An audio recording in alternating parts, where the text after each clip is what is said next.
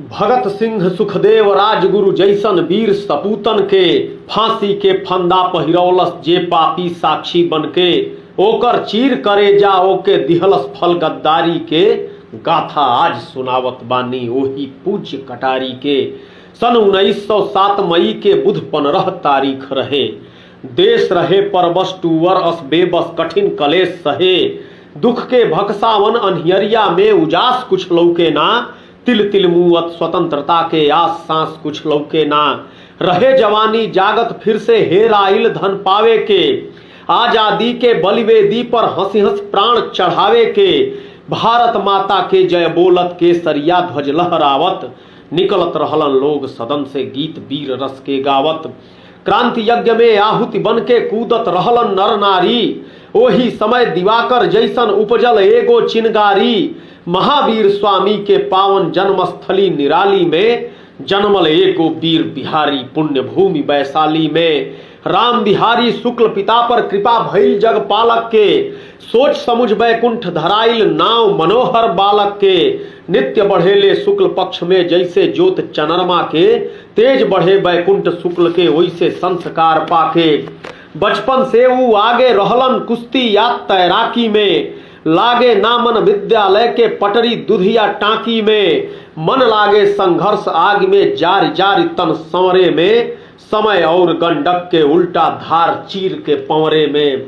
चाचा श्री योगेंद्र शुक्ल जी क्रांतिवीर नेता रहलन। एगो सक्रिय बागी दल के सम्मानित मुखिया रहलन। गाथा उनकर त्याग वीरता साहस शौर्य अपार भरल। सुन किशोर बैकुंठ शुक्ल के मन पर अमिट प्रभाव पड़ल।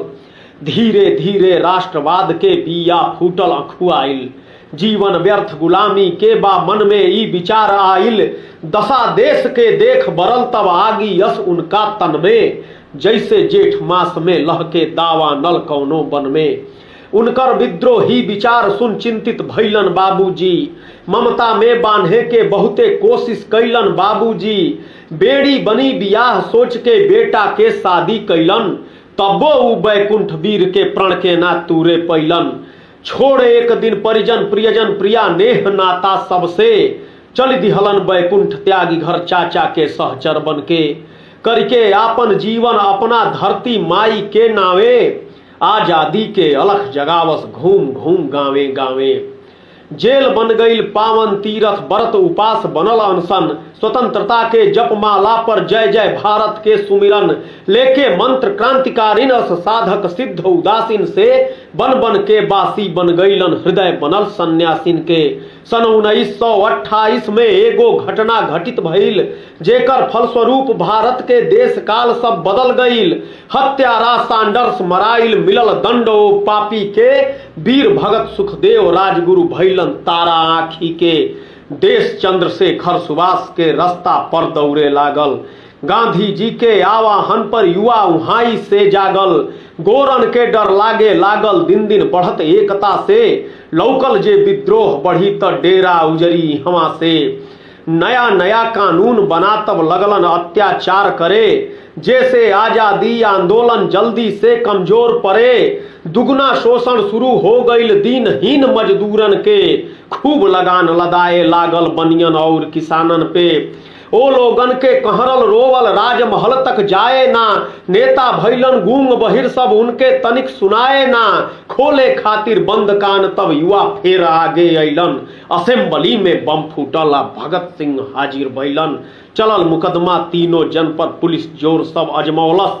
बाकिर बिन गवाह के कौनो दोष सिद्ध ना कर पौलस। जब वीरन से जीत न पाइल हार गईल सब ओरी से। शासन द्रोही खोजे लागल जुगत लगा तब चोरी से।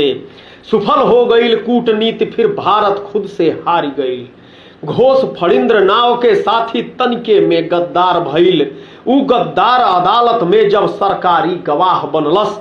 भगत सिंह के फांसी के तब मुंसिफ हुकुम सुना दिहलस। फिर आइल उ हो दिन जहिया चारों ओर अन्हार भइल। पूरा देश शोक में डूबल धरा लोर में डूब गईल। 23 मार्च 31 के जब सूरज पश्चिम में गईलन। तब लाहौर जेल में एगो औरी सूर्य अस्त भइलन। निर्धारित दिन से दिन पहले चढ़ल वीर फांसी जहिया, सत्य अहिंसो के कीरति पर अमिट दाग लागल तहिया। तीन तीन गो मोती टूटल जब माई के माला से, भारत के जनमानस धधकल प्रबल क्रोध के ज्वाला से। उतरल खून आंख में धीरज खुद धीरज के डोल उठल, दिशा दिशा उन्मादित होके बदला बदला बोल उठल। ओने नीच फड़िंद्र फिरंगिन के दीहल दौलत पाके, बनल बेतिया के व्यापारी बसल बिहारे में जाके। भुला गईल ई धरती उह जेवन सगरो भार धरी, बाकिर गद्दारन के तन के बोझा ना स्वीकार करी। एक दिवस बिहार में पहुंचल संदेशा पंजाबिन के, खून का बदला खून लिहल ई अटल नियम ह बागिन के। रउआ सब कहिया ले ऐसे बैठल बैठल रोइब जा, एक कलंक के धोइब जा जे जिंदगी भर अब ढोइब जा। सुनते लहर खुशी के दौड़ल सब बिहार के वीरन में, हम मारब के तब होड़ मचल रणधीरन में। भैल बैठकी हाजीपुर में जुटल क्रांतिकारिन के दल, उहवा श्री बैकुंठ शुक्ल के ई पुनीत दायित्व मिलल।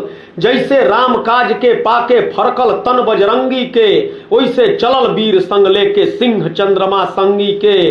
तैयारी में भेष बदल के साधारण किसान बन के, दोनों जन बेतिया पहुंचलन छिपके पुलिस प्रशासन से। नगर बेतिया में फड़िंद्र के बड़ा मान सम्मान रहल, उहवा के मीना बाजार में ओकर बड़ी दुकान रहल। रहे देशद्रोही पर सिद्धि पौले बहुते सस्ता में, ऐसे पहुंचे में कठिनाई भइल न तनिको रास्ता में। बाहर रोक चंद्रमा के जब खुद दुकान भीतर गईलन, वहां ठाट से गद्दी ऊपर द्रोही के बैठल पैलन। सेठ बनल गद्दार देख के रोम रोम में आग लगल, तब बैकुंठ शुक्ल के स्वर में हर हिंदुस्तानी गरिजल। अरे दुष्ट गद्दार पातकी नीच नारकी पामर रे, बनले साहूकार बेच के महतारी के आचरते। ऐठल बाड़े बलिदानिन के जिंदगी के कीमत पाके, जियल बा धिक्कार तोर अब रुधिर सनाइल अन खाके। तकलस उ गद्दार चिहा के बाकिर कुछ बूझित जबले, धोती के फेटा से निकलल बिजुरी यस कटार तबले। भैल करारा बार तमक के छाती फारत निकल गईल, पाप करत के ना फाटलू हृदय विदारत निकल गईल। देके दंड देशद्रोही के चलल वीर ललकार करत, वंदनीय भारत माता के जस गावत जयकार करत। बदरी जैसन गरजत तड़पत करत घोर हुंकार चलल, जेवन छाती अड़ल राह में वो छाती के फार चलल। थर्राइल सरकार घोष के ऐसन निर्मम हत्या से, भइल घोषणा कीमत ले जा हत्यारा के धरवा के। गिरफ्तार भइलन कुछ दिन में अपने एगो गलती से, सजा सुनावल गईल मौत के श्री बैकुंठ शुक्ल जी के। करत इहे अफसोस कि सपना ना पूरल आजादी के, कह के फिर आईब ए माई चुमलन फंदा फांसी के। त्यागी जब जब राज बढ़ी नीचता और गद्दारी के, तब तब आई याद राष्ट्र के जवना परम पुजारी के। जे लिहलन प्रतिशोध भगत अस योद्धा युगावतारी के, उनका साथे बिनवत बानी उनका पूज्य कटारी के। उनका साथे बिनवत बानी उनका पूज्य कटारी के। वंदे मातरम।